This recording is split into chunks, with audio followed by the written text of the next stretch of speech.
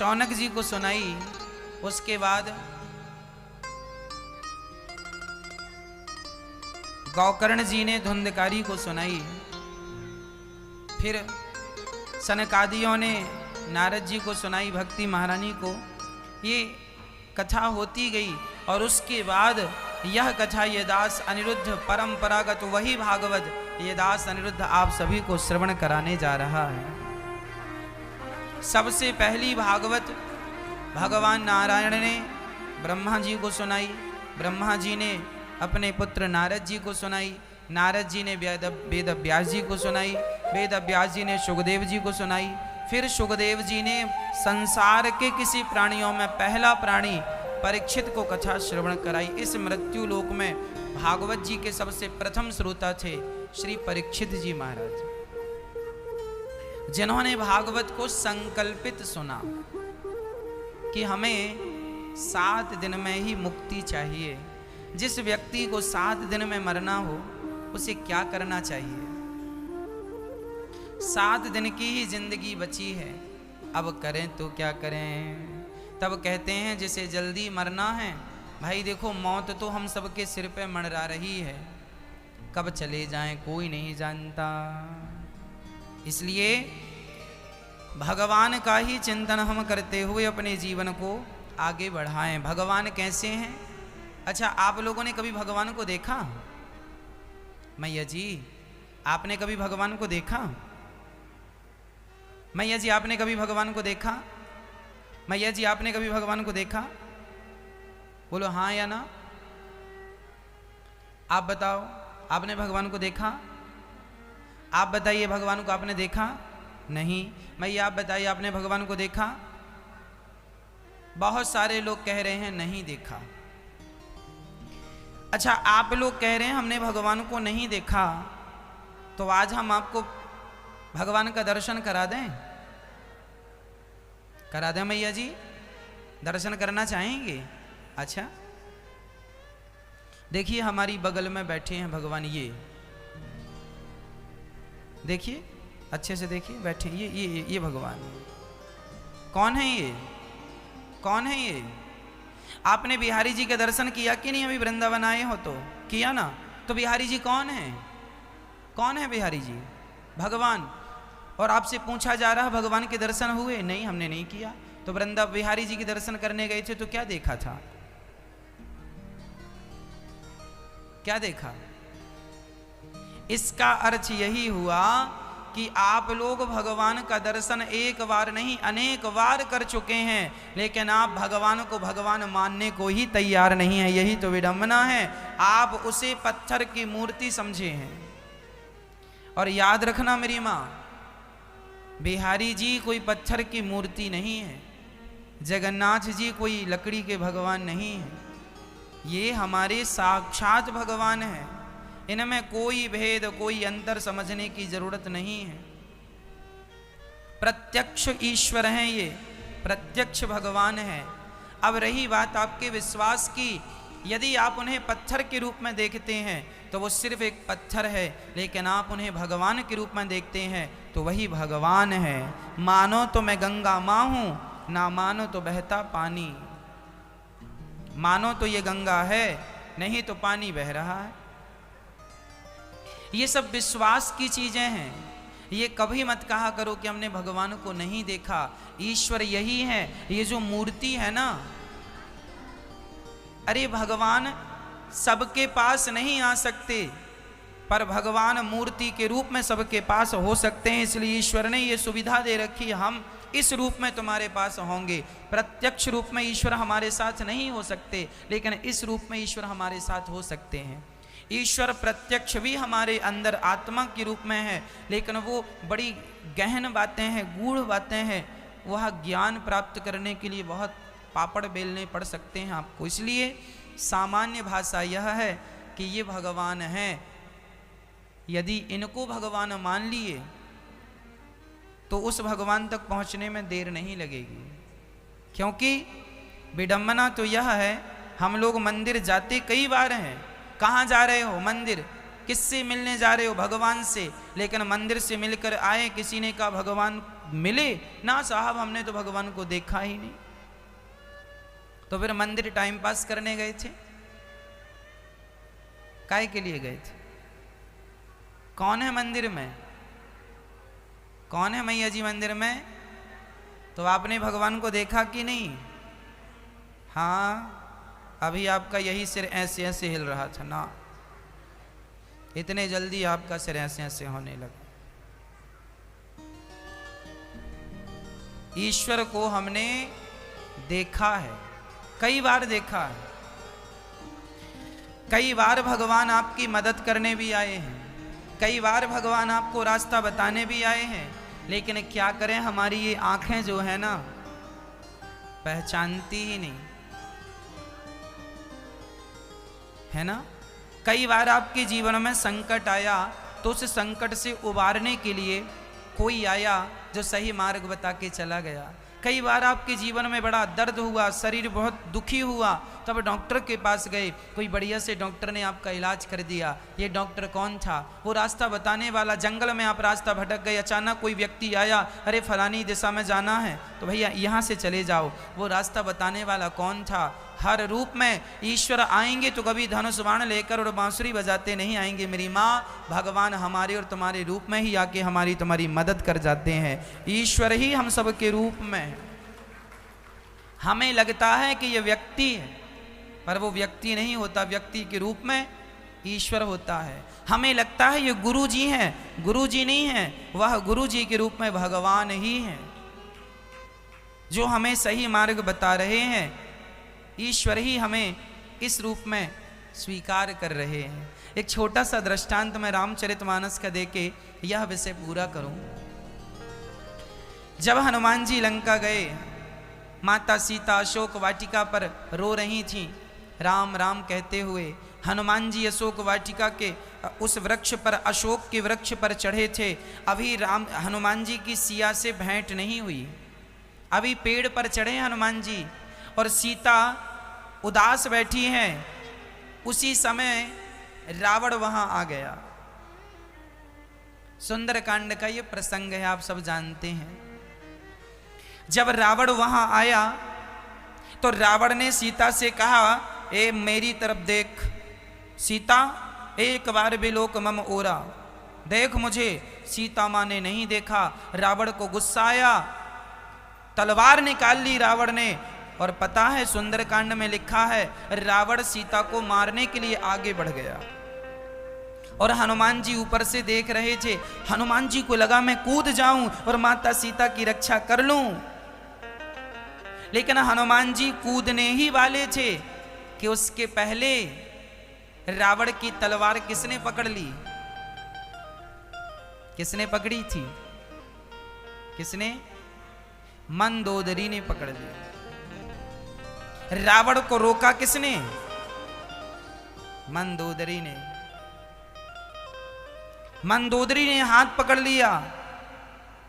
हनुमान जी को लग रहा था कि मैं ना होता तो क्या होता। हनुमान जी को लग रहा था कि मैं ना होता तो क्या होता। लेकिन आज सीता की रक्षा हनुमान जी ने नहीं की, आज सीता की रक्षा किसने की? माता मंदोदरी ने की। भगवान अपना काम करा लेते हैं, चाहे तुमसे कराएं या हमसे कराएं। भगवान चाहे हनुमान जी से अपना काम कराएं, चाहे मंदोदरी से, भगवान तो अपना काम। सच्ची बात यह है कि ईश्वर अपना काम करा लेते हैं। कभी तुम्हें निमित्त बनाते हैं, कभी हमें निमित्त बनाते हैं, और हमें लगने लगता है हम कर रहे हैं, हम कर रहे हैं। तुम नहीं कर रहे हो, तुमसे कराया जा रहा है। निमित्त तुम हो। सवही न चावत राम गोसाई। हनुमान जी को लग रहा था। अच्छा, हनुमान जी से किसी ने पूछा कि आप सही समय पर क्यों नहीं गए? हनुमान जी बोले, यदि सही समय पर मैं चला जाता तो मेरा अहंकार बढ़ जाता कि मैं ना होता तो सीता के प्राणों की रक्षा कौन करता। लेकिन आज मुझे अपने राम पर विश्वास हो गया कि राम जी अपना काम तो करा ही लेते हैं, हमें और आपको तो निमित्त बना के भेज देते हैं। जाओ हमारी तारीफ करने के लिए, बड़ाई करने के लिए। जैसे बेटा और पिता कई बार ना पिता पुत्र, जब बेटा आपका छोटा सा होता है ना, तो आप अपने बेटे को खेल खेल में कबड्डी खेलने लगते हैं बेटे के संग, और खेल खेल में आप हार जाते हैं और बेटे को ऊपर बिठा के कहते हैं मैं हार गया तो जीत गया। क्यों हार गए आप? क्योंकि बेटे की खुशी थी। जैसे खेल खेल में माँ हार जाती है बच्चे को जिता देती है, बाप हार जाता है बच्चे को जिता देता है, उसी प्रकार भगवान तो अपने भक्त की जय जयकार करने कराने के लिए उन्हें भेजते हैं, जाओ तुम्हारी जय जयकार होगी। करना कराना उन्हीं को है, पर वो किसी को भेज के उनकी भी जय जयकार करवा देते हैं। अब सोचो ना, ये तो पहला वाक्य था कि सीता की रक्षा मंदोदरी के द्वारा हो गई, पहला। अब दूसरा सुनना, हनुमान जी लंका गए थे तो लंका जलाने का प्रोग्राम बना के नहीं गए थे। तब वहां पर विभीषण की बेटी जिसका नाम है त्रिजटा, त्रिजटा ने सीता जी से कहा, सीता आज मैंने एक सपना देखा है। अच्छा क्या सपना? सपने बानर लंका जारी, जातु धान सेना सब मार। आज मैंने एक सपना देखा है। अच्छा क्या सपना है?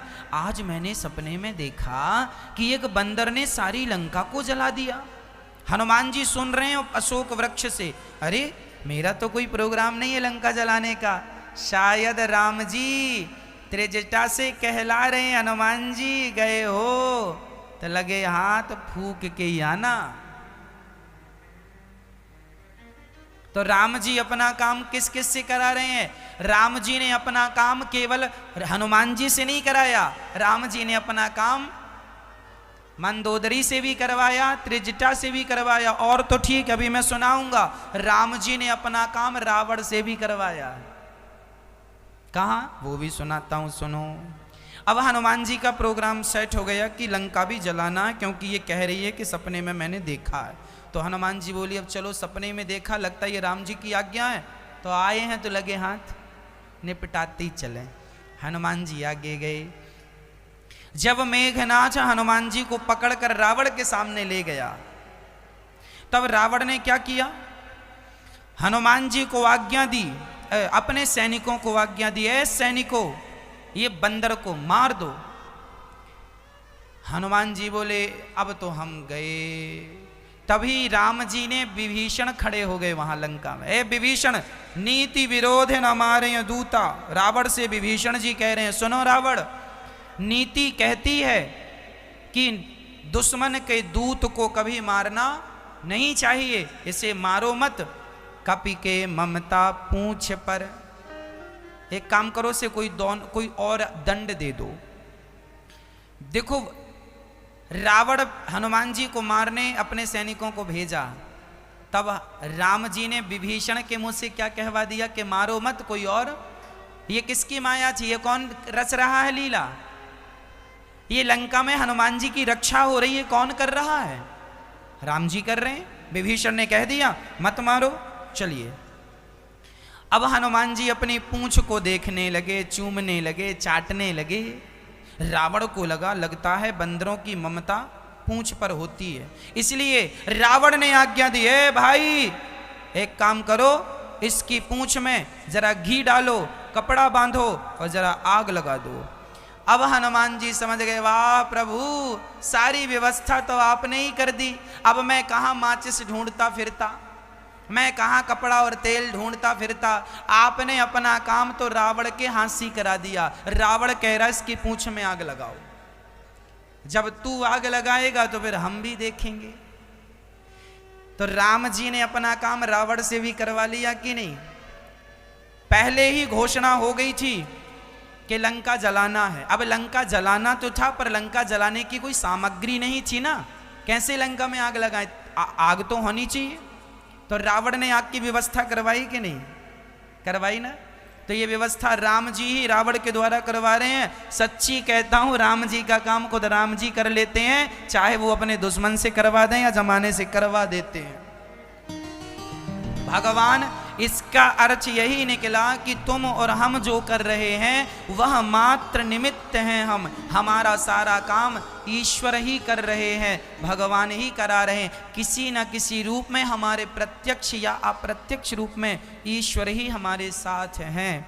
रावण ने घी, तेल और कपड़े की व्यवस्था करवाई। इतना घी, तेल और कपड़ा बांधा हनुमान जी की पूंछ में कि रहा ना नगर बसत घृत तेला। किसी के घर में सब्जी का छौंका लगाने को घी तेल नहीं बचा, सब उड़ेल दिया हनुमान जी की पूंछ में। बढ़ती गई पूंछ, जितना लगाए सब कम पड़ता जाए। सबके घर से चंदा आया, घी का चंदा, तेल का चंदा, कपड़े का चंदा। जब चंदा सबके घर से आया और आग लगी तो हनुमान जी ने कहा चलो प्रसाद भी सबके घर पहुंचाएं। तो उन्हीं के घर में आग लगी। हनुमान जी ने उन्हीं का घर जलाया जिनके घर से चंदा आया था। चंदा दिए हो तो प्रसाद लो। सबके घरों में आग लगाई। उलट पलट लंका सब जारे, कूद परा पुन सिंधु मझारे। हनुमान जी सारा काम भगवान। अच्छा, किसी ने हनुमान जी से कहा कि हनुमान जी ये बताओ, आप जब लंका गए तो आप तो इतना बड़ा समुद्र लांघ कर चले गए, इतना बड़ा समुद्र लांघ कर चले गए, आप तो बड़े पराक्रमी हैं। हनुमान जी बोले हमारी तारीफ ना करो, मैं लंका समुद्र लांघ कर नहीं गया। फिर कैसे गए? मैं तो जहाज में बैठ के गया था। कौन सा जहाज? जाते वक्त राम जी ने हनुमान जी को क्या दिया था? बताओ, क्या दिया था हनुमान जी ने? क्या दी थी? मैं आप बताओ। हाँ, अंगूठी दी थी। उस अंगूठी में क्या लिखा था? क्या लिखा था? राम नाम अंकित, राम नाम चकित चितब मुंदरी पहचानी। उस अंगूठी में राम नाम लिखा था। हनुमान जी जब समुद्र को पार करके गए तो हनुमान जी ने अपने बल से समुद्र को पार नहीं किया। गोस्वामी जी लिख रहे हैं, प्रभु मुद्रिका मेली मुख माही, जलधि लांघ गए अचरज नाही। जिस नाम के बल पर हनुमान जी समुद्र को छलांग लगा के लांघ गए, हनुमान जी जब लांघ गए तो लांघ नहीं गए, वो राम नाम की जो मुद्रिका थी वही जहाज बन गई और हनुमान जी उसके बल पर पार हो गए। देखने में लगता है हनुमान जी लांघ गए, लेकिन ना, हनुमान जी लांघे तो उस राम नाम के बल पर लांघे। अच्छा चलो, जाते समय तो हनुमान जी को अंगूठी मिल गई, जहाज में चले गए, पर आते वक्त तो कूद के आए कि नहीं? आते वक्त क्या मिला?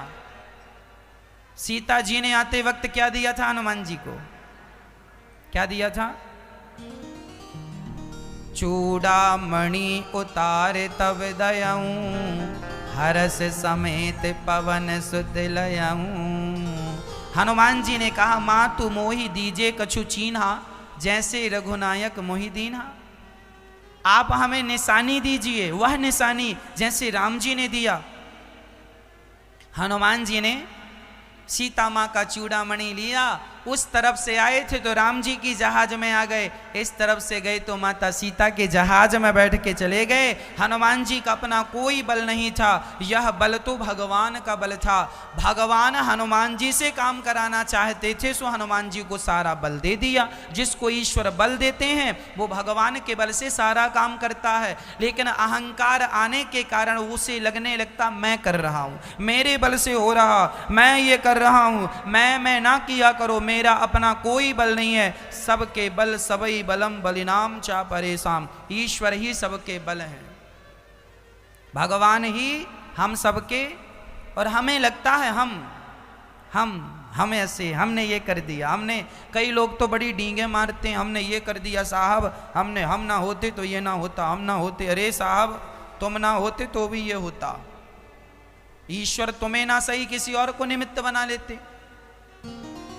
हम ना होते तो ये ना, अरे कितने आए तुम्हारे जैसे चले गए, तुम्हारे बिना क्या रुका है? आज बताओ कोई ना रहे तो क्या उसके बिना ये भारत, ये दुनिया रुक जाएगी? फिर तो हम कौन हैं? हमारी इस सृष्टि में क्या हैसियत है? कौन है हम? क्या वैल्यू है आपकी इस संसार में? आप रहो ना रहो क्या फर्क पड़ता है? ये जो तुम्हारा अहंकार है ना, ये जबरदस्ती का अहंकार है। करने कराने वाले भगवान है, हम लोग अपना अहंकार लिए बैठे हैं। ये हम कर रहे हैं। मैं, कई लोग कहते मैं ना होता तो क्या होता महाराज जी, मैं ना होता। हाँ, तुम ना होते तो क्या होता? सब होता। इसलिए भगवान ही हम सबके पालनहार हैं, ईश्वर ही हम सबके करता धरता हैं, करने कराने वाले वही हैं। हम और आप कौन हैं? कौन है हम? बोलो, अपने द्वारा बोलो। हम और आप कौन हैं? मैया जी बोलो। निमित्त हैं हम। कौन है हम? मात्र निमित्त हैं। ईश्वर ने हमें क्या बना रखा है? निमित्त बना रखा। सच्चिदानंद रूपाय विश्वोत्पत्त्यादि हेतवे तापत्रय विनाशाय श्री कृष्णाय वयं नुमः। ईश्वर सत्य है, इसलिए ऐसे सत्य स्वरूप परमात्मा की शरण में जाना चाहिए। सत्य क्या है? सत्य श्री कृष्ण है, सत्य श्री राम है, सत्य हमारे नारायण है। सत्य वही है जो तब भी थे जब हम नहीं थे, वो तब भी हैं जब हम हैं, और वो तब भी रहेंगे जब हम नहीं रहेंगे। बिहारी जी तब भी थे जब आप लोगों का जन्म नहीं हुआ था, थे कि नहीं? बिहारी जी तब भी हैं जब आप लोग हैं, और बिहारी जी तब भी रहेंगे जब हम में से कोई नहीं रहेगा। जगन्नाथ जी तब भी थे जब हम नहीं थे, तब भी हैं जब हम हैं, तब भी रहेंगे जब हम नहीं हैं। रंगनाथ भगवान तब भी थे जब हम नहीं थे, हम हैं तो भी हैं, और हम नहीं रहेंगे तो भी। तिरुपति बालाजी तब भी थे, अब भी हैं, आगे भी रहेंगे। द्वारिकाधीश जी तब भी थे, आज भी हैं, आगे भी रहेंगे। मतलब हम बदल रहे हैं, वो तो जहां की तहां है। हाँ या ना? हम परिवर्तनशील हैं, ईश्वर परिवर्तनशील नहीं है। जो परिवर्तनशील वस्तु होती है उसे सत्य नहीं माना जाता। जिसमें कभी कोई परिवर्तन ना हो उसे सत्य मानना चाहिए। ईश्वर में कोई परिवर्तन नहीं, तब भी ऐसे ही थे, आज भी ऐसे ही, आगे भी ऐसे ही रहेंगे। तो भगवान सत्य हैं, इसलिए ऐसे सत्य स्वरूप भगवान को नमन करना चाहिए, ऐसे भगवान की शरणागति ग्रहण करनी चाहिए। सच्चिदानंद सतचित आनंद सच्चिदानंद सतघन। ईश्वर कैसे हैं? सत्य। ईश्वर कैसे हैं? चित। चित मीन्स प्रकाश। अच्छा, कोई कहे महाराज जी भगवान का स्वरूप कैसा है? प्रकाश स्वरूप है ईश्वर, प्रकाश है। एक दिन हम एक पुराण में पढ़ रहे थे, तो उसमें लिखा था कि ये जो सूर्य भगवान का प्रकाश है, ये जो प्रकाश है, यही ईश्वर का स्वरूप है। ईश्वर कैसे होते हैं? बोले प्रकाश स्वरूप। ये प्रकाश जो है, चाहे दिया का प्रकाश, चाहे सूर्य का प्रकाश, चाहे बिजली लाइट का प्रकाश, ये प्रकाश स्वरूप ईश्वर ही प्रकाशित हो रहा है। वही है स्वराट, वही है प्रकाशित। तो चित ईश्वर हम सब के भीतर प्रकाश स्वरूप है। अच्छा, आपके अंदर प्रकाश है या नहीं है? हाँ या ना? है, सबके भीतर होता है। अच्छा, आपकी आंखें देखने का काम करती हैं। यदि लाइट ना हो, सूर्य का प्रकाश ना हो, तो बताओ आपकी आंखों में कुछ दिखता है? दिखता है? हाँ या ना में जवाब दो। आपको जब कोई प्रकाश ना हो तो कुछ दिखता है? नहीं, नहीं दिखता। हमें दिखता है। पूछो क्या दिखता है? अरे कुछ दिखे ना दिखे, अंधकार तो दिख रहा है। क्या दिख रहा है? अंधकार। इसका अर्थ है हमें वस्तु नजर ना आए, पर रात्रि को अंधकार ही सही पर दिखाई तो पड़ता है। चलो इससे आगे की बात करते हैं। आप लोग जरा अपनी आंख बंद करो और आंख बंद करके अपनी नाक को स्पर्श करो।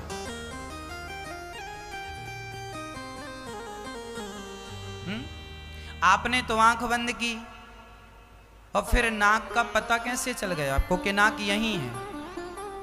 आपका हाथ सीधे नाक में गया, छाती में भी तो जा सकता था, पेट में भी तो जा सकता, मतलब इस हाथ को पता है, इसको आंख की जरूरत नहीं है। इसे पता है कि आंख नाक कहाँ, आंख बंद है हमारी, हमें पता नहीं। अब हमसे कहा जाए सिर में, सिर को पकड़ के बताओ ये सिर, नाक ये नाक, आंख आंख बंद है पर भी आंख दिख रही है, ये आंख है, ये मुंह ये।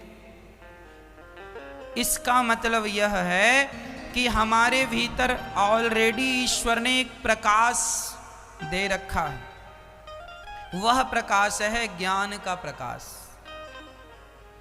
हम सबके भीतर वो प्रकाश है, उस प्रकाश से ही हम प्रकाशित हो रहे हैं। भोजन करते समय लाइट चली जाए और आप भोजन खा रहे हैं, अर्थात रोटी मुंह में ले जा रहे हैं और लाइट चली जाए तो हाथ रास्ता नहीं भटकता, रोटी मुंह में ही जाती है। ये नहीं कि सिर पे चली जाए या डायरेक्ट पेट पे चली जाए ना।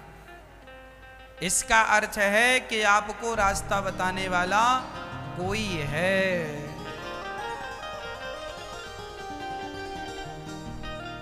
कौन है वो जो आपको रास्ता बताता है? आपको रास्ता बताने वाला आपका अपना विवेक है। आपके भीतर ईश्वर है। ईश्वर ना होते, वो आत्मा ना होती, वो प्रकाश ना होता, वो एनर्जी ना होती तो फिर आपके अंदर ये ज्ञान कैसे होता कि आंख यहाँ है, कान यहाँ है, नाक यहाँ है। मच्छर यदि हाथ में बैठा है तो दूसरा हाथ वहीं जाएगा। ये नहीं कि यहाँ मच्छर बैठा है, दर्द यहाँ हो रहा और हाथ यहाँ चला जाए ना।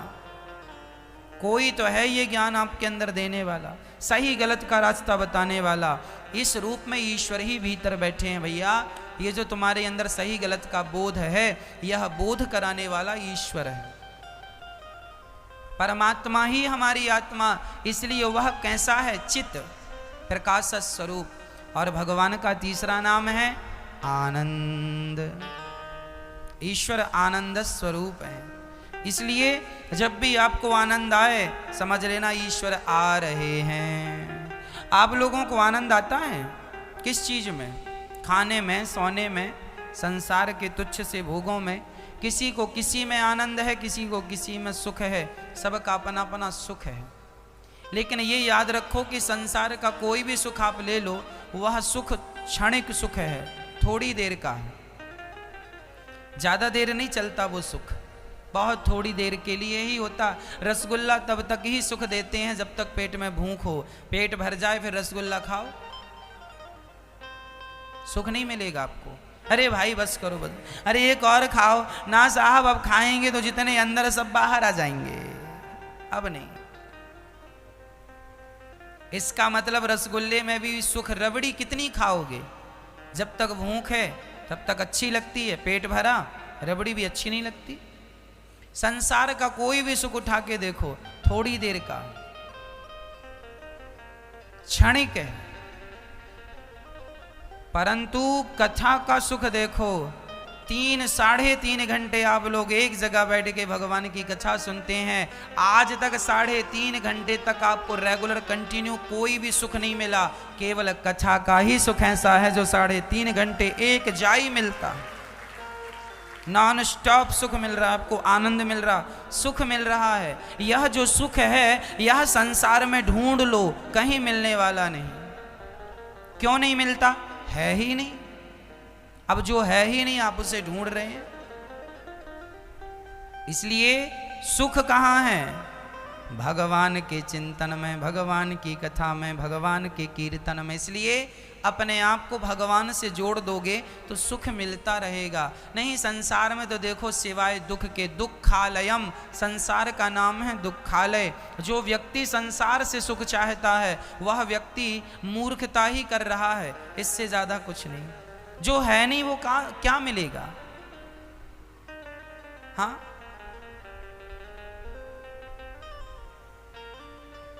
है ही नहीं।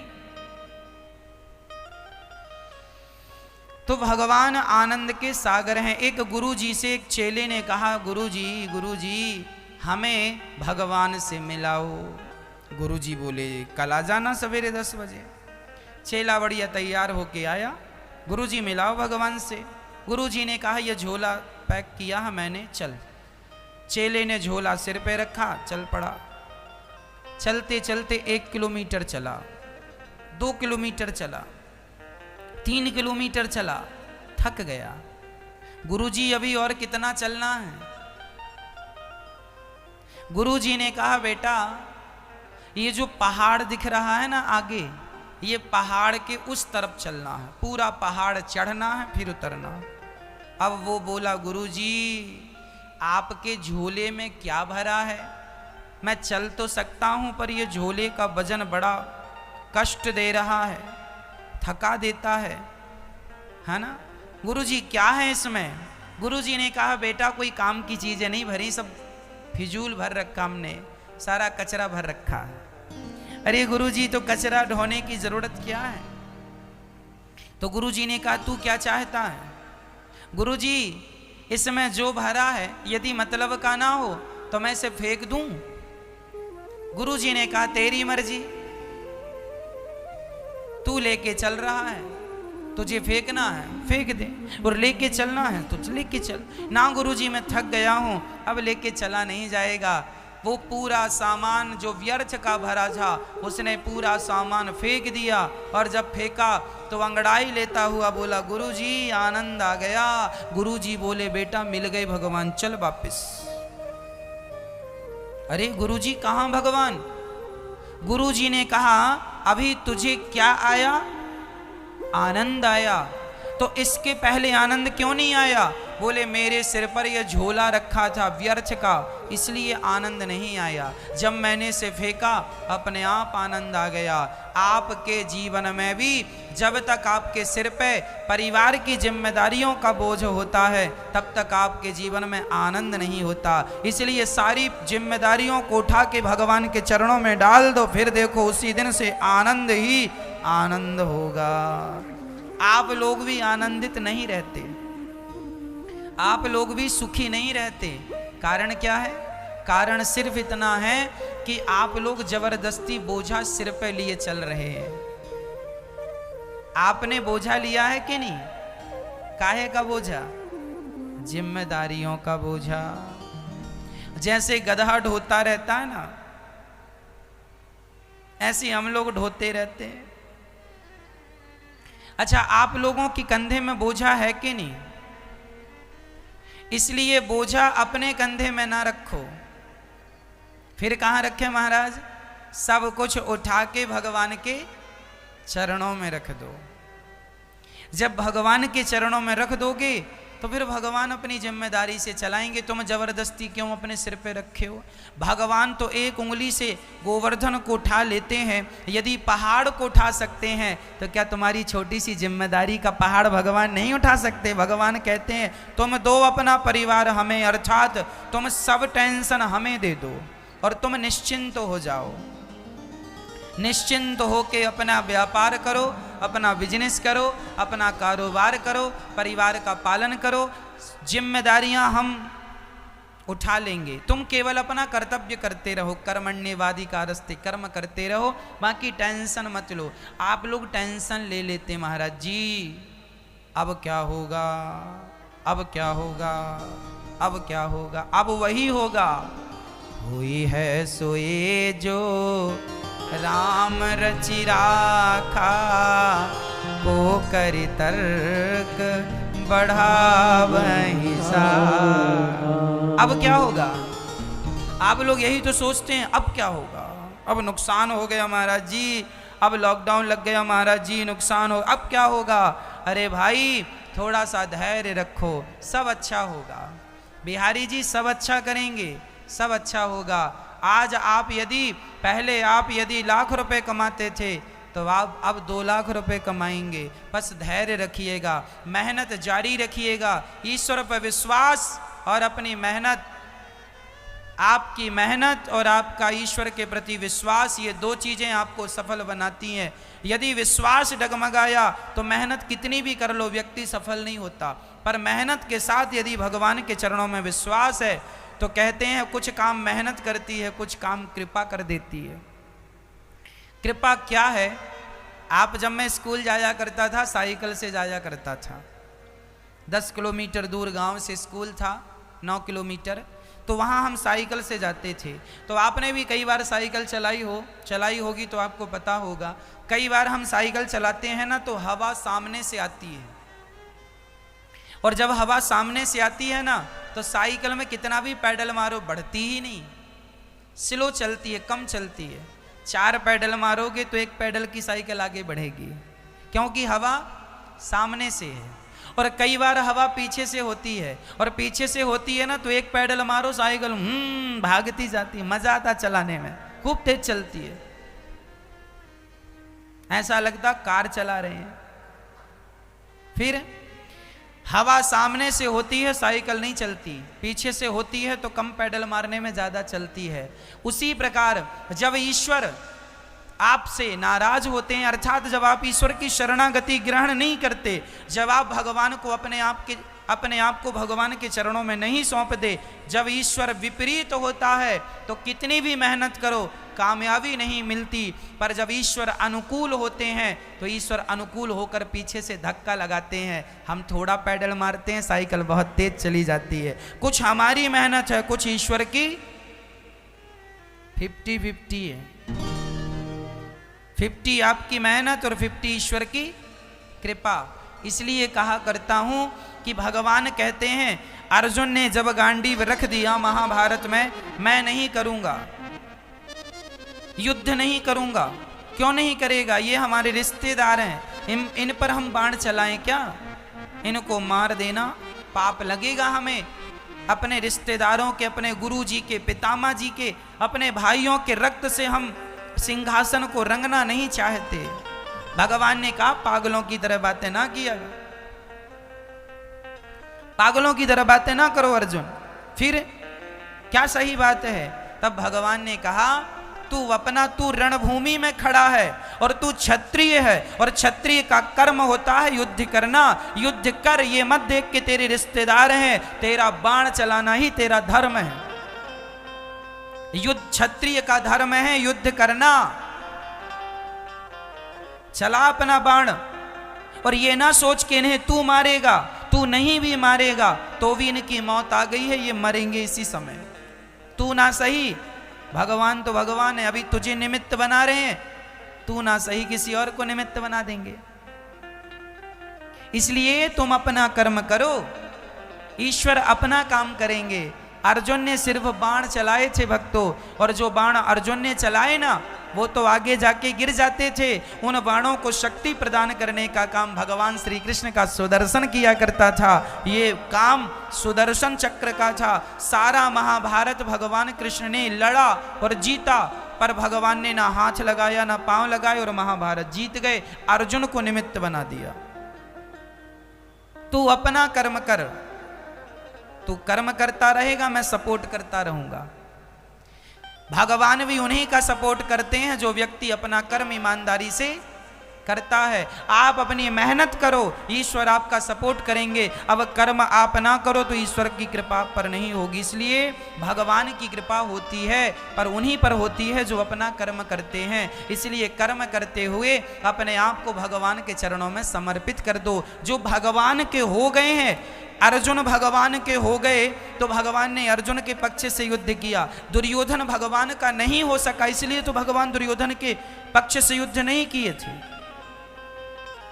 अब आप कहेंगे देखो भगवान की नजर में तो अर्जुन और दुर्योधन दोनों एक ही हैं, क्योंकि भगवान तो त्वमेव माता च पिता, भगवान तो सबके माता पिता हैं। भगवान थोड़ी पक्षपाती होते हैं, लेकिन भगवान पक्षपाती नहीं होते। पर यह भी सत्य है कि भगवान अपने भक्तों का पक्ष लेते हैं। जो दुर्योधन भगवान को मारने के लिए खड़ा हो गया था, जब भगवान शांति दूत बन के गए कि महाभारत ना हो, इसके लिए पांडवों को 5 गांव दे दो, तो दुर्योधन भगवान को बंदी बनाने को खड़ा हो गया। मैं तुम्हें बंदी बनाऊंगा, और अर्जुन सदा अपने आप को भगवान के चरणों में डाल दिया करते थे। तो जो भगवान के चरणों में समर्पित है, ईश्वर सदा उन्हीं के साथ खड़े होंगे। और जो भगवान से विरोध रखते हैं, भक्ति करते नहीं, भगवान उनके पक्ष में खड़े होके क्या करेंगे? इसलिए मैं आपसे कहता हूं कि आप यदि भगवान के चरणों में अपनी शरणागति कर देते हैं, तो जैसे अर्जुन का पक्ष भगवान ने लिया, आपका पक्ष भी भगवान जरूर लेंगे, आपका पक्ष भी भगवान जरूर रखेंगे। कब? जब आप उनके हो जाएंगे। और क्या रखा है जमाने में, है ना, क्या रखा है जमाने की रिश्तेदारी में? हम तो भगवान से रिश्तेदारी रखें।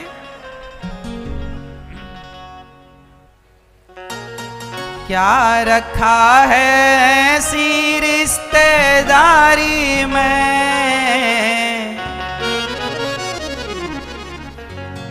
क्या रखा है ऐसी रिश्तेदारी में,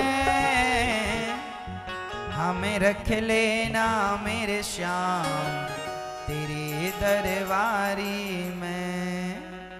हमें भगवान की दरबारी मिल जाए, हम भगवान के हो जाएं और भगवान हमारे रिश्तेदार हो जाएं, इसके लिए समर्पण कर दीजिए। और जमाने की रिश्तेदारों के पीछे ना घूमा करो। ये रिश्तेदार, ये इतने सारे, इतनी बाजार काहे तुमने बना रखी है?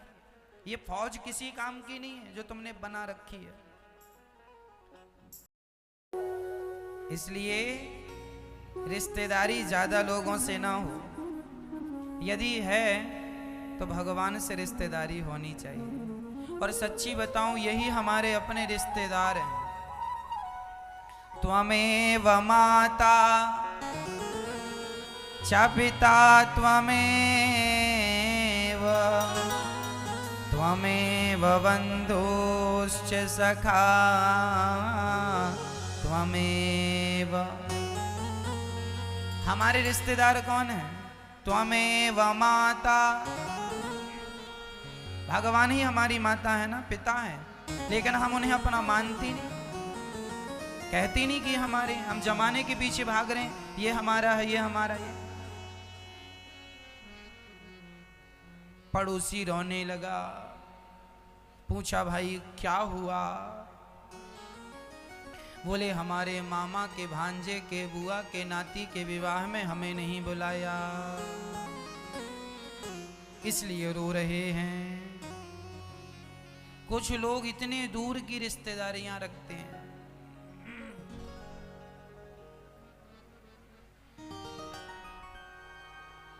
इतनी बड़ी बड़ी रिश्तेदारियां, रिश्तेदारों के रिश्तेदार होने चाहिए पर ज्यादा नहीं।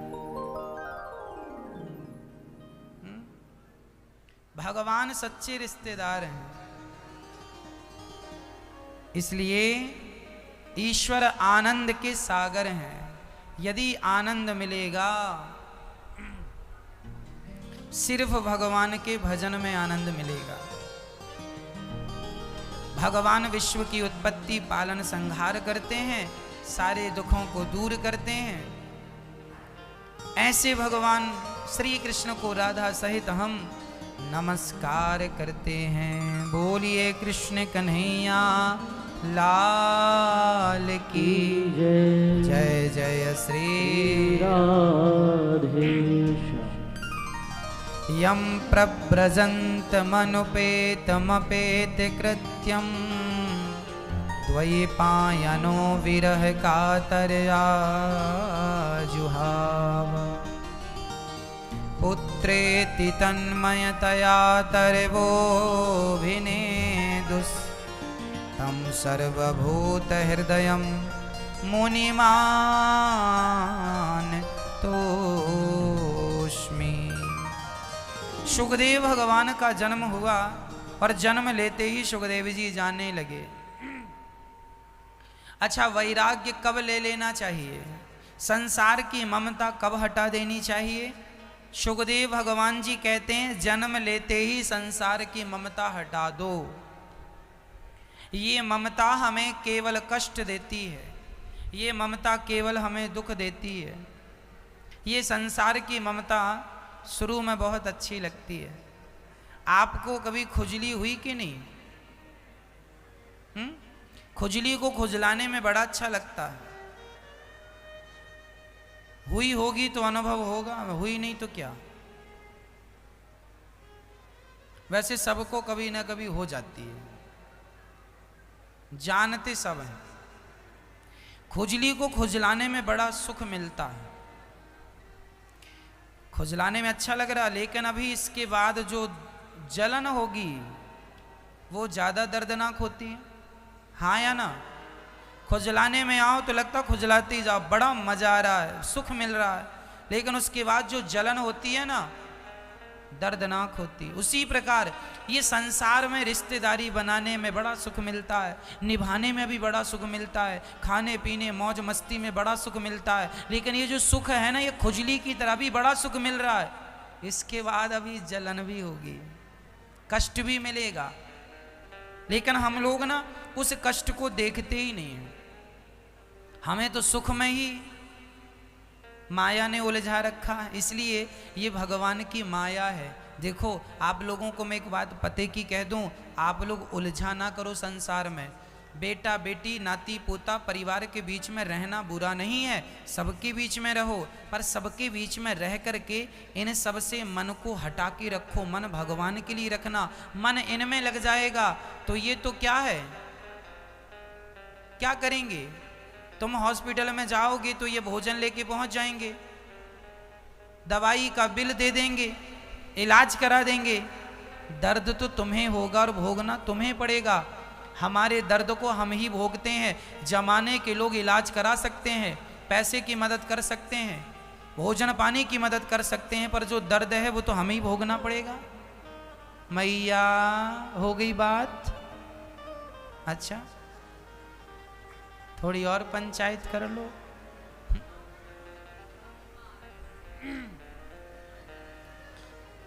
अभी हम कह रहे थे क्या रखा है ऐसी रिश्तेदारी में, और वहां रिश्तेदारों को फोन चालू हो गया। चलो अच्छा है। अर्थ यही हुआ कि संसार में रहकर भी संसार में ना रहो, ऐसा भाव होना चाहिए। सबके बीच में रहकर भी सबके बीच से परे रहो, कमल के पुष्प की तरह। पानी में रहता हुआ, कीचड़ में रहता हुआ वो कीचड़ से अलग है, सब में रहता हुआ व्यक्ति सबसे अलग हो, यही संसार में रहना है। सुखदेव जी का जन्म हुआ, जाने लगे। अपने नरे को, जब बच्चा जन्म लेता तो नरा माँ से टच होता है, नरे को अपने कंधे पे लटका कर चल पड़े। पिताजी ने कहा, बेटा नरा भेदन संस्कार तो हो जाने दे। सुखदेव जी बोले, पिताजी हमें जरा जल्दी है, हम संसार में रहना नहीं चाहते, भगवान की माया बड़ी प्रबल है, जरा थोड़े दिन रह जाओ ना। तो आदमी उलझ जाता है ना। आप एक कुत्ता पालते हैं, आपको लगता चलो आज हम इसकी मदद कर रहे हैं, भूखा प्यासा मर रहा है, आपने कुत्ते को रोटी खिला दी, उसका इलाज करा दिया, अच्छा हुआ। अब आप जब रोटी खिलाते इलाज कराते हैं ना, तो आपका मन उसमें लगने लगता, अरे इसे पाल लें, अब इसका कौन है। धीरे धीरे आपकी आसक्ति उसके प्रति बढ़ती जाती। यही माया है। शुरुआत थोड़े से होती है, चलो थोड़े दिन रह लेते हैं, पर जब रह लोगे ना तो जाने का मन ही नहीं करेगा। चलो, एक सज्जन बोले, महाराज जी हम तो बस विवाह करेंगे, विवाह करके विवाह की जिम्मेदारी पूरी करके भजन करेंगे। अच्छा, कर लिया विवाह, दांत वांत गिर गए, दाढ़ी पक गई, सिर हिलने लगा यूं यूं बुढ़ापे में, अभी तक नहीं निकल रहा है, और कह रहा था हम तुरंत निकल जाएंगे।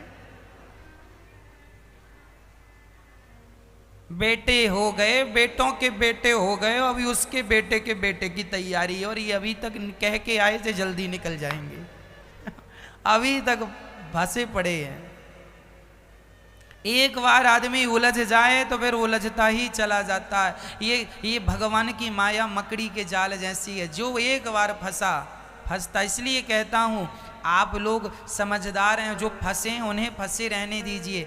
आप तो सबके बीच में रहिए, आप शादी करिए, विवाह करिए, आपका बेटा है, बेटी है, सबके बीच में रहिए, सबकी जिम्मेदारियां निभाते हुए भगवान को ना भूलिए। बस इतना याद रखिए, वह एक कृष्ण याद है तो सब बढ़िया, और वो भूल गया और सब याद हैं तो सबको याद करके भी हम करेंगे क्या? ये सब हमारे काम के नहीं है, ये सब यहीं तक के संगी साथी हैं, यहाँ से आगे के संगी साथी भगवान हैं। इसलिए उनसे नाता जोड़ो, इनसे ये मतलब के लोग नहीं हैं। इसलिए सुखदेव भगवान का जन्म हुआ, जन्म लेते ही निकल गए। पिताजी रोक रहे हैं, पुत्रे तितन्मयतया, रुको बेटा रुको। ना, नहीं रुकेंगे। कहाँ जा रहे हो? सन्यास। जंगल में चले गए। तब कुछ वृक्षों ने सुखदेव व्यास जी से कहा, वाह, आप पुत्र मोह में इतने आ सकते हैं, हमारे बच्चे फलों को तो लोग ले जाते हैं, पर आप अपने पुत्र के मोह में इतने आसक्त हो गए, छोड़ने को तैयार नहीं है। सुखदेव भगवान अपने पिता की आसक्ति देखकर उन्होंने एक दृष्टांत दे दिया, पिताजी एक बात कह दें आपसे? हाँ हाँ बेटा कहो। सुनो, एक रानी थी, वो रानी रोज किसी न किसी पुरुष को अपने पास बुलाती थी, क्योंकि वो रानी चरित्र की अच्छी नहीं थी, रोज किसी पुरुष को बुलाती थी। एक दिन रानी ने अपने सेनापति को इशारा किया, सेनापति वहां था, रानी ने कहा आओ। सेनापति ने देखा रानी जो हैं बुला रही होंगी कोई काम के लिए, गए सेनापति, जी महारानी जी बैठो, बिठाया। अब रानी तो अपना भाव प्रकट करने लगी सेनापति से। अब सेनापति उस रानी के सामने कुछ कह ना पाया, तभी दासी ने संकेत दिया, महारानी जी राजा साहब आपके कक्ष में आ रहे हैं। अब तो सेनापति घबराया, रानी भी घबराई कि मेरे कमरे में ये सेनापति है, अभी अभी राजा हम दोनों को मृत्यु दंड देंगे या देश निकाला देंगे। तो रानी डर गई और रानी ने डर के कारण सेनापति को पीछे के दरवाजे से भगाया, चलो यहाँ से जाओ। कहाँ से? पीछे के दरवाजे। अच्छा, वो पीछे का दरवाजा जाके ऐसी जगह, अच्छा पुराने ज़माने में ना राजा महाराजाओं के कुछ गुप्त द्वार हुआ करते थे, जिन द्वारों से आप जाएं तो वो 2-4 किलोमीटर दूर खुलते थे, अंदर ही अंदर। वो गुप्त द्वार से पठाया। अच्छा, वो व्यक्ति जहाँ जाके निकला वहाँ पर मलमूत्र का गड्ढा था, दलदल, सारे शहर का गंदा जल वहाँ इकट्ठा होता, दलदल था। वो वहाँ से दरवाजे से निकला, बहुत दिनों से दरवाज़ा बंद था, दलदल इकट्ठा हो गया। जैसे ही बाहर गया उस दरवाजे में, वह दलदल में सेनापति फंस गया। पूरी रात फंसा रहा साहब, गर्दन तक, जितना वो प्रयास करे निकलने का उतना फंसता जाए। यहाँ गर्दन तक डूब गया, मलमूत्र उसके मुंह में जाने लगा, गंदगी जाने लगी। जैसे तैसे सवेरा हुआ, सवेरे उसने बहुत कोशिश की, मेहनत की, कुछ वृक्षों की जटाएं पकड़ पकड़ के खींच खींच के उसने अपने आप को बाहर किया और नहा धो करके फिर ड्यूटी में तैनात हो गया। सेनापति था, अब किससे बताए कि मैं रात भर कहाँ रहा। अच्छा, फिर वो ड्यूटी पर वहीं खड़ा हुआ तो दूसरे दिन फिर रानी ने उसे कहा, आओ, कल आए थे पर कल तुम बीच में ही भाग गए, आज आओ। अब रानी फिर बुला रही है, आओ। अब बताओ सेनापति जी जाएं कि ना जाएं? कल गए थे, रात कहाँ गुजारनी पड़ी? मलमूत्र के गड्ढे में। सेनापति जी ने वहीं से रानी जी को इशारा किया, ना, कल आए थे, रात कहाँ गुजारनी पड़ी वहां, आज बस उठक बिठक लगा रहे, आज ना बुलाओ। सुखदेव भगवान ने व्यास जी को ये कथा सुनाई। व्यास जी ने कहा इसका तात्पर्य क्या हुआ? तब सुखदेव भगवान ने इसका अर्थ किया, सुनिए पिताजी, जैसे वह सेनापति एक रात मलमूत्र के गड्ढे में रहा तो उसकी अकल ठिकाने लग गई। अब वह दोबारा उस गड्ढे में जाने की कोशिश नहीं करेगा, अब वह ऐसी गलती नहीं करेगा कि फिर उसे रात गड्ढे में गुजारनी पड़े। पिताजी, वो सेनापति एक रात गड्ढे में गुजारा तो उसकी अकल ठिकाने लग गई और वो सुधर गया, लेकिन हम ऐसे लोग हैं कि 9-9 महीने उस गड्ढे में गुजार के आते हैं, लेकिन हम सुधरने का नाम नहीं लेते। वो गड्ढा क्या है? माँ का गर्भ। माँ के गर्भ में कौन से मखमल के गद्दे बिछे हैं? कौन सी व्यवस्था है? एसी लगी है? अरे माँ के गर्भ में आदमी उल्टा लटकता है, और आप हम सब उल्टे लटके थे माँ के पेट में। माँ के पेट में क्या है? मल और मूत्र भरा पड़ा है। कई बार डॉक्टर कहता बच्चे के पेट में पानी चला गया। पानी क्या है? मूत्र चला जाता है, मल चला जाता, गंदगी चली जाती है। हम सब उस गर्भ में 9 माह गुजार के जैसे तैसे आए। इतना कष्ट भगवान से प्रार्थना की, प्रभु बाहर करो इस गर्भ से। भगवान ने कहा मैंने कितनी बार बाहर किया, तो फिर अंदर आ जाता है। कर्म ही ऐसे करता है। सुखदेव जी बोले मैं 12 वर्ष माँ के गर्भ में रहा हूं, अब उस गर्भ में आना नहीं चाहता, इसलिए जा रहा हूं भजन करने के लिए। वो स्त्री बुला रही थी, रानी आओ। ये रानी कौन है? ये माया है। हम लोग जन्म लेते हैं, जरा होश आता है, संभलते हैं, तो हमें संसार का सुख अपनी ओर खींचता है, आओ हमारी तरफ।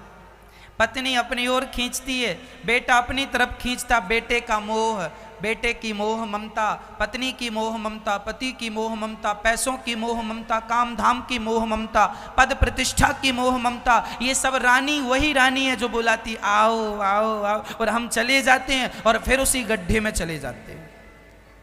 उस गड्ढे में जाने के लिए फिर मजबूर हो जाते हैं। कौन सा गड्ढा?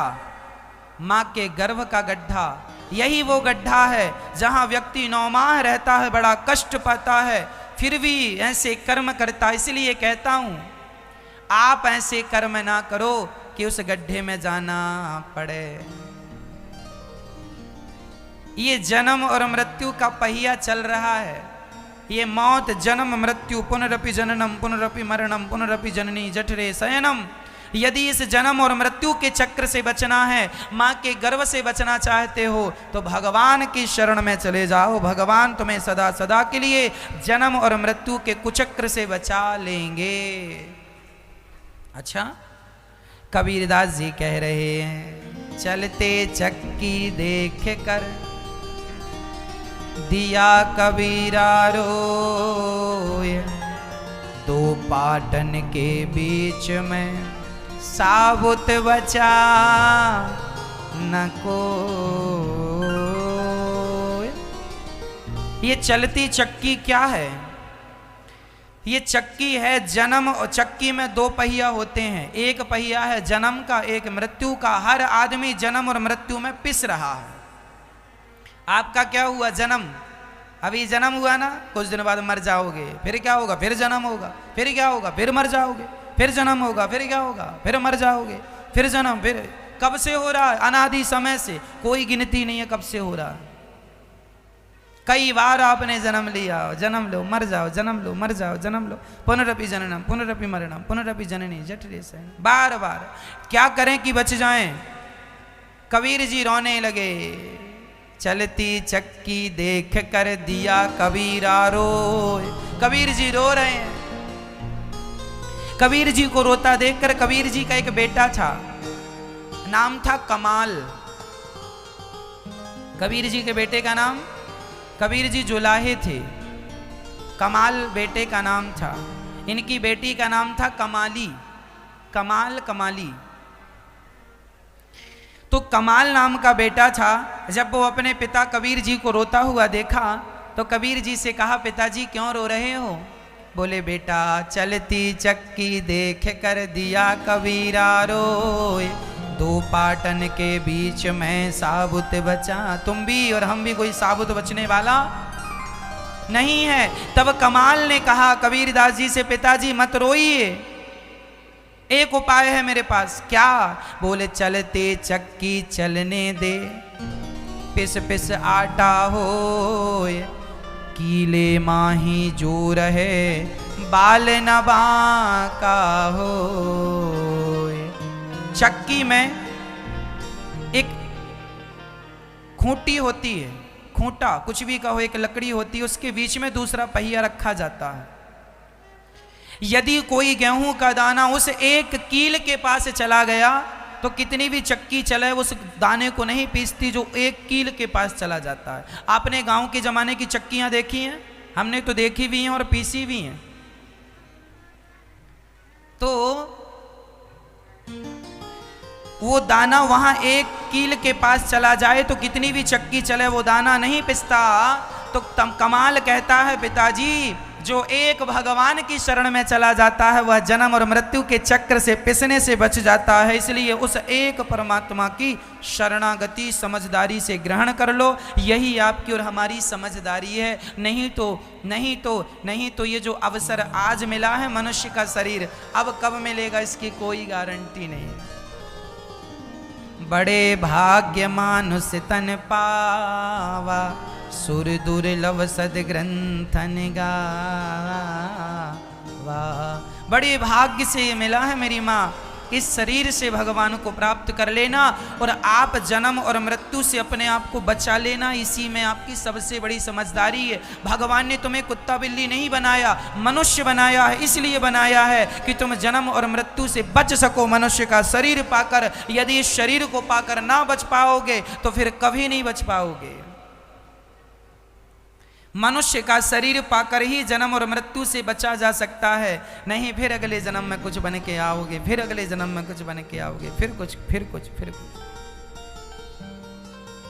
थोड़ी थोड़ी सा मोह माया हमें उलझा देता है, थोड़ा थोड़ा सुख हमें उलझा देता है। प्रार्थना है, सुखदेव जी कहते हैं मैं नहीं उलझना चाहता इस सुख में, सब छोड़ छाड़ के जंगल जाकर भगवान का चिंतन करने लग गए। हम आपसे ये नहीं कहना चाहते कि आप लोग भी सब छोड़ छाड़ दो ना, आप लोग छोड़ के कहाँ जाएंगे। हमारा इस कथा का अर्थ ये बिल्कुल नहीं है कि आप सब छोड़ दो। इस कथा का तात्पर्य यह है कि आप सबके बीच में रहकर कर्तव्यों को पूरा करते हुए, अपने कर्मों को पूरा करते हुए, पत्नी पुत्र का पालन करते हुए, परिवार का भरण पोषण करते हुए, पैसा कमाते हुए, फैक्ट्री चलाते हुए, दुकान चलाते हुए, किसानी करते हुए, सब काम करते हुए भगवान का चिंतन करते रहो। नाथ मैं आपका हूँ, ये सब आपका है, ये भाव से आप रहेंगे तो गृहस्थ जीवन बुरा नहीं है। आपको छोड़ के किसी भी उम्र में कहीं जाने की जरूरत नहीं है, सिर्फ मन को हटाने की जरूरत है। मन को हटाने की जरूरत है, केवल मन हटाना है, तन नहीं हटाना। तन तो काम में लगाओ, तन काम में नहीं लगेगा तो आलसी हो जाएगा। इसलिए तन को काम में लगाओ, मन को भगवान में लगाओ। ये जो तुम्हारा मन बेटा बेटी नाती पोतों में लगा, यहाँ से मन हटाओ और ज़्यादा से ज़्यादा भगवान का चिंतन करो। ऐसे सुखदेव भगवान को नमस्कार करते हैं। व्यास जी ने फिर उन्हें बुलाया है और भागवत जी का पठन पाठन कराया है। तब सुखदेव जी ने राजा परीक्षित को भागवत सुनाई। अब बड़े प्रेम से सभी ध्यान से सुने। सूत जी और शौनक आदि ऋषियों का नैमिषारण्य में समागम हुआ। सूत जी को देखकर सभी शौनक आदि ऋषि खड़े होकर स्वागत। 88,000 ऋषि शौनक आदि, उन सभी ऋषियों के बीच में सूत जी आए और सूत जी के सामने हाथ जोड़कर सबने प्रार्थना की। भक्ति ज्ञान विरागाप्तो विवेको वर्धते महान, माया मोह निरासश्च वैष्णवै क्रियते कथम। भक्ति ज्ञान विरागाप्तो विवेको वर्धते महान। शौनक आदि ऋषियों ने सूत जी से प्रश्न किया, हमें ऐसी कथा सुनाओ जिससे हमारी भक्ति बढ़ जाए, ज्ञान बढ़ जाए, और ऐसी कथा सुनाइए।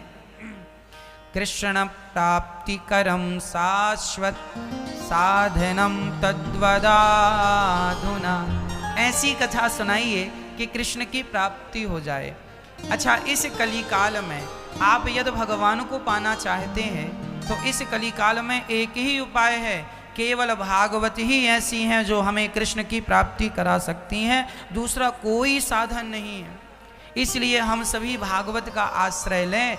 आज भारत के करोड़ों लोग ऐसे हैं जो टीवी के माध्यम से भागवत जी को, अपने आप को, अर्थात अपने आप को भगवान के चरणों में सौंप चुके हैं। आप सभी भी उन्हीं में हैं। भागवत सुन करके ही तो आपके अंदर वृंदावन आने का भाव जागा। यदि आप भागवत ना सुनते तो बताओ वृंदावन आने का मन होता, भगवान का दर्शन करने का मन होता? तो आज आप वृंदावन आए, भगवान से मिले, तो इसके पीछे भागवत जी हैं या नहीं? तो भागवत जी ही प्रेम जगाती हैं, भागवत जी ही मिलने की उत्कंठा बढ़ाती हैं, और जब उत्कंठा बढ़ गई तो भगवान मिल जाते हैं। इसलिए सदा गृहस्थों को चाहिए कि वो सदा भागवत जी सुनते रहें, सत्संग करते रहें। यह सत्संग करने का जो सुनहरा अवसर है ये गवाइए मत। सत्संग वह संजीवनी है जो हमें भवसागर से, भव रोग को समाप्त कर सकती।